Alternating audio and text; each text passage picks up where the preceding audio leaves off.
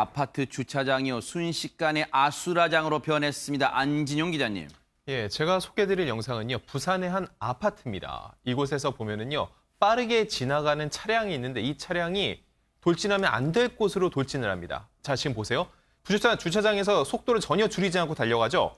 그러다가 주차장 끝 난간이 보이지만 결국은 속도를 줄이지 못하고요. 계속 질주를 합니다. 네. 이 차량은 결국 그대로 난간을 뚫고 그 아래로 추락해버립니다. 아하. 지금 저희가 그 추락 직전에 화면을 멈췄습니다만 저렇게 난간을 들이받고 저 난간 너머로 추락을 한 겁니다. 그런데 저 난간에 혹시 노란색, 검은색, 바로 이 화면입니다. 노란색, 검은색 되어 있는 거 보이시죠? 바로 여기가 추락을 방지하기 위해서 만든 이 가드레일 비슷한 겁니다. 이 돌로 되어 있는 거예요. 그런데 콘크리트로 되어 있는 건데 저걸 지금 부수고 떨어진 상황입니다. 차가 지금 곤두박질 쳐서 떨어진 것 같습니다. 손정희 변호사님. 20일 오전 10시경에 부산 사하구의 한 아파트에서 발생한 사고인데요. 50대 운전자가 차를 몰고 있었습니다.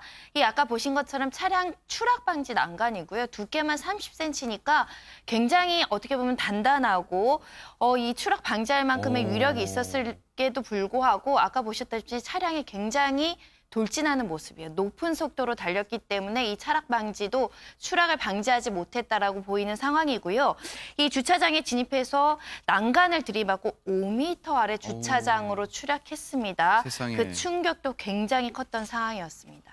저 운전자분의 부상 정도가 걱정됩니다. 네. 네, 이 사고로 결국 운전자인 남편과 아내 모두 중상을 입고 지금 병원에서 아이고. 치료 중인데요. 그래도 현재 다행히 생명에는 지장이 없는 상태입니다. 네. 근데 이 차량이 떨어진 직후에요. 네. 그 아래에 주차돼 있던 차량 2대를 덮쳤는데 아이고. 당시 해당 차량에 사람이 없었습니다. 아하. 그리고 차가 떨어지는 순간에 때마침 이곳을 지나가는 행인도 없었기 때문에 아이고. 추가적인 인명 피해는 막을 수 있었습니다. 천만다행이고 천우신조라는 말이 떠오르는데요.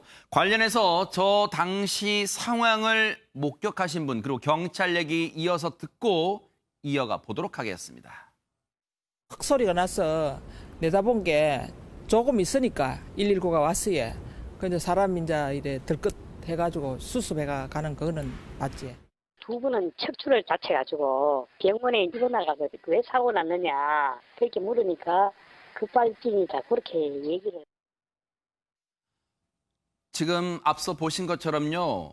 저 차량이 지금 저 CCTV 말고 다른 쪽 CCTV를 보면요. 아파트에 들어서는 순간 속도가 낮다는 거예요. 그런데 장해찬 평론가님 운전자의 말처럼 급발진이라고 혹시 볼 만한 증거 같은 정황이 있을까요? 어떻습니까? 사실 저 영상만 보고 급발진이다 아니다 판단하기는 매우 모호한 부분이 있습니다. 그런데 보통 급발진 사고 영상을 보게 되면 자동차는 계속 빨라지는데 브레이크 등은 들어와 있거든요.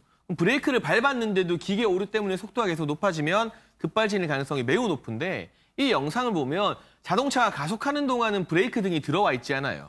그런데 난간에 부딪히기 직전에 브레이크 등이 들어옵니다. 그래요. 그 말은 이 영상만 추측으로 해서 보게 되면 이 난간에 부딪히기 직전에 뒤늦게 브레이크를 밟았을 수도 있을 그럴 가능성이 하나 있는 것이고요. 그러나 단정할 수는 없는 게 브레이크 등까지도 고장이 났을 수도 있고 네. 또 다른 기계적 오류가 있었을 수도 있기 때문에 경찰에서 조금 더 긴 분량의 CCTV와 사고 장치 기록 등을 분석해서 최종 결론을 내리게 될 것 같습니다. 네. 관련해서 전문가 얘기 한번 들어보시고 이어가 보도록 하겠습니다. 이번 사고 같은 경우에는 시간이 짧진 않고 약간 길게 이루어지는 급발진 의심 사고라고 볼 수가 있습니다. 그러나 양면적인 부분들이 있어요. 운전자가 이 베테랑 운전자인 경우에는 이렇게 긴 시간 동안에 이 가속 페달을 밟고 실수할 가능성은 상당히 적다고 볼 수가 있습니다. 그러나 난간에 부닥치기 전에 브레이크 등이 들어왔다는 얘기는 본인이 가속 페달을 밟고 나중에 또 브레이크를 급하게 밟았다는 하나의 또 반증이라고 볼 수도 있기 때문에 급발진 요소와 또 이 운전자의 실수에 대한 요소가 두 가지가 겹쳐 있는 이런 사안이기 때문에 좀 더 조사가 필요하지 않나 이렇게 보고 있습니다. 이인철 변호사님, 전문가분도 자동차 결함과 운전자의 운전 미숙 두 가지 가능성을 다 거론하고 있네요, 지금. 소비자가 저런 경우에 이제 급발진으로 인한 손해배상 소송을 하거든요. 99.9% 소비자가 패소합니다. 왜요? 왜냐하면 소비자가 직접 입증을 해야 돼요. 그래요? 이게 급발진이었다. 나는 분명히 브레이크를 밟고 있었다. 근데 그걸 어떻게 입증합니까?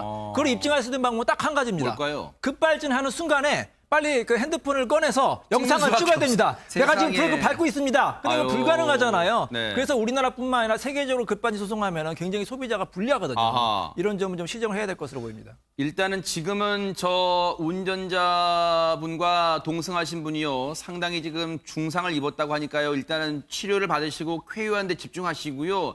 나중에 이 억울한 분, 저 운전자분이 억울한 부분이 없도록 정말 좀 정밀한 조사가 이루어지길 또 기대를 해보고 정말 다른 인명패가 없길 천만 다행이다 이런 생각을 또다시 해봅니다.